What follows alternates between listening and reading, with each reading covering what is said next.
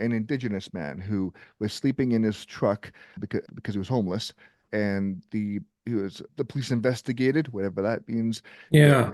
Yeah. Yeah. he ended up having old warrants. He was remanded into custody. His truck was impounded, and now he's on the streets having pawned his work tools, boots for food, and housing for 2 nights. But if his truck had just been left alone, he may have had a fighting chance. There was quite a bit of reaction to that post. I'm curious if you have any further insights into that. Yes. He has his truck and his work tools. The truck's insured. The truck is registered. He has a Hmm. valid driver's license.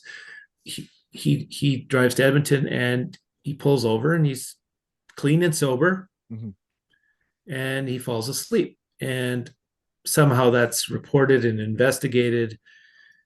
And the man has warrants. And I get that. Okay. There's all this generational trauma, there's issues. And yeah. So I think it was just could have been a pay and stay fine or something. So met him in custody. And when he told me this, he says, Hmm.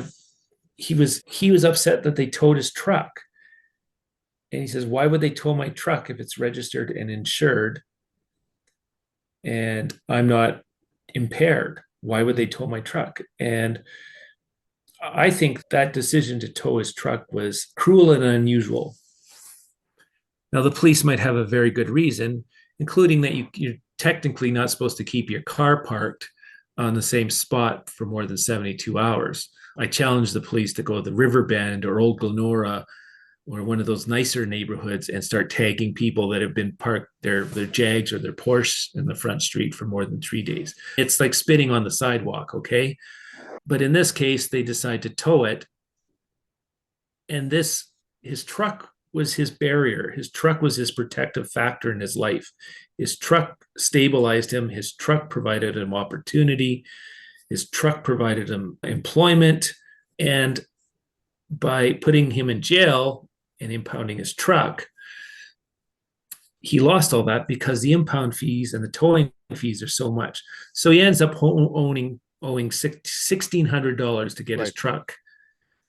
And of course, he doesn't have that kind of money. So his truck will sit there for a certain amount of days, and then after some time, it'll get auctioned off. Okay. And this barrier, this protective factor, has destroyed all the stability in his life, and he's at risk of a lot of things. He's at risk of more interactions with the healthcare system because he's on the streets, homeless, infections, whatever, pick your poison. He's under more stressors, and so the issues of harmful substance uses can't be ignored. There's the issue that he has no access to employment because of he was a construction worker and you need a truck to go on sites. You just Yes. can't take the bus to the north side of Edmonton where they're framing houses because there's no buses and no bus routes. The issues of employment is taken away from him, his livelihood. And I think society would have been better off if they had just left his truck. Yeah. So I But just want to get good. so what I ended up doing was I Yes. ended up getting him involved with the Salvation Army stabilization program, Okay.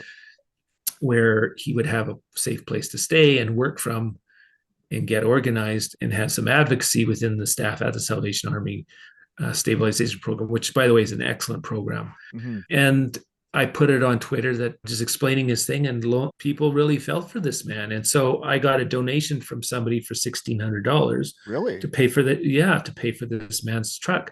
So now the challenge is I'm trying to get a hold of him, saying, "Hey, we can get your truck out," but of course he's on the street and he can't buy minutes or anything like that. So I'm trying to Mm. track him down to let him know that we can get his truck back. Yeah. And all of that is because of the donors on Twitter. They're amazing donors and an amazing community. And I'm very confident we'll get this truck man back and get this man out of this nightmare fairly Okay. quick. Okay. So they could have, And they could have remanded him into custody without impounding the vehicle. Okay. exactly. Okay. Okay. Even give them 72 hours and then tag it to toward him 70, give him 72 hours. I don't understand why. Okay. So he was, And there might yeah, be a very valid reason, yeah. but I don't think so. I really don't. And even if it was in, let's say, a tow zone or something, Hmm. listening to him and explaining how important his truck is, if the police had used their discretion and Yeah. they could have made some better choices, and really help this person as opposed to hindering them. And yeah, he obviously must have made some bad choices or something because he didn't take care of his warrants. Yeah. And but Okay. going Well, forward from that, I don't think punishment should include him losing his livelihood in that, especially when he's not breaking the law at that time with his truck. okay.